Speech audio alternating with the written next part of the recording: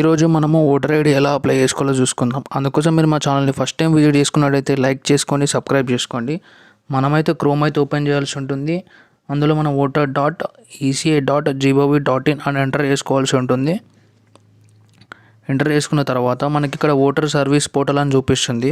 దాని మీద మనం క్లిక్ చేసుకున్నట్టయితే మనకి సైడ్ ఈ విధంగా చూపిస్తుంది. ఫిల్ ఫామ్ 6 మీద క్లిక్ చేసుకుంటే మనమైతే సైన్అప్ అయితే అవ్వాల్సి ఉంటుంది. సైన్అప్ బటన్ మీద క్లిక్ చేసుకొని మన మొబైల్ నెంబరు ప్లస్ మన ఈమెయిల్ ఐడి క్యాప్చా ఎంటర్ చేసుకొని పాస్వర్డ్ అయితే సెట్ చేసుకోవాల్సి ఉంటుంది. తర్వాత లాగిన్ ఆప్షన్ మీద క్లిక్ చేసుకుంటే మనం ఇక్కడ మన మొబైల్ నెంబరు ప్లస్ మన యొక్క పాస్వర్డ్ అయితే ఎంటర్ చేయాల్సి ఉంటుంది. మన పాస్వర్డ్ అయితే ఎంటర్ చేయాల్సి ఉంటుంది. పాస్వర్డ్ ఎంటర్ చేసుకున్న తర్వాత మనమైతే కింద మనకు క్యాప్చా బాక్స్ అయితే చూపిస్తుంది ఫ్రెండ్స్.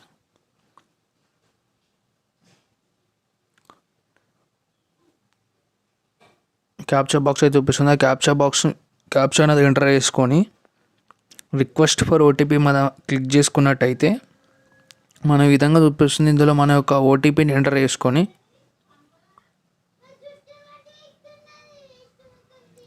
వెరిఫై అండ్ లాగిన్ మీద అయితే క్లిక్ చేసుకోవాలి ఫ్రెండ్స్. తర్వాత మనకి ఇక్కడ చూపిస్తుంది. ఇందులో మనము ఫిల్ ఫామ్ 6 మీద క్లిక్ చేసుకోవాలి. న్యూ రిజిస్ట్రేషన్కి ఫిల్ ఫామ్ 6 మీద క్లిక్ చేసుకుంటే మనకి ఈ విధంగా ఓపెన్ అవుతుంది.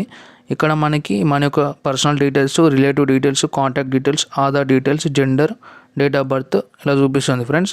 ఫస్ట్ అయితే మన యొక్క స్టేట్ కానీ తర్వాత మన డిస్టిక్ ఎంటర్ చేసుకొని మన యొక్క కాన్స్టిట్యుయెన్సీ అయితే ఎంటర్ చేసుకోవాలి ఫ్రెండ్స్. తర్వాత నెక్స్ట్ బటన్ మీద క్లిక్ చేసుకుంటే మన యొక్క పర్సనల్ డీటెయిల్స్ అనమాట, మన యొక్క నేమ్ అనేది ఎంటర్ చేయాల్సి ఉంటుంది.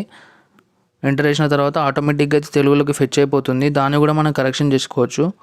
తర్వాత మన యొక్క ఫోటోని అయితే అప్లోడ్ చేయాల్సి ఉంటుంది. కరెక్ట్ బాక్స్లో సెట్ చేసేటట్టు అప్లోడ్ చేసుకొని సేవ్ బటన్ మీద క్లిక్ చేసుకొని ఫోటో అనేది డిటెక్ట్ అయిపోతుంది ప్రాపర్గా. తర్వాత నెక్స్ట్ బటన్ మీద క్లిక్ చేసుకుంటే మన యొక్క రిలేటివ్ నేమ్స్ అయితే ఇవ్వాల్సి ఉంటుంది. మన యొక్క ఫాదర్ నేమ్ కానీ, మదర్ నేమ్ కానీ, హస్బెండ్ నేమ్ కానీ.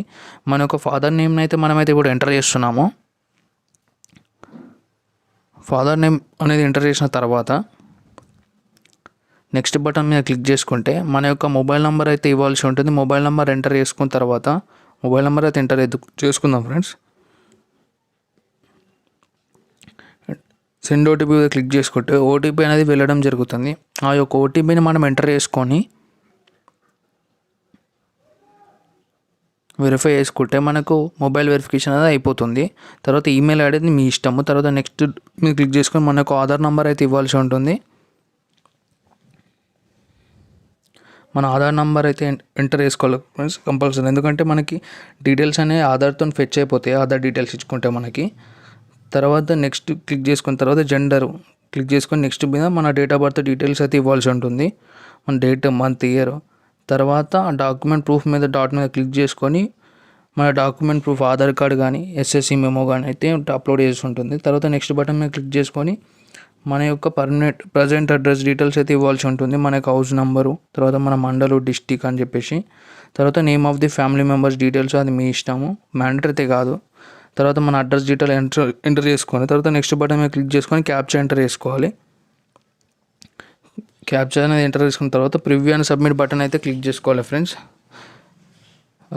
రాంగ్ ఎంటర్ చేసుకున్నాను.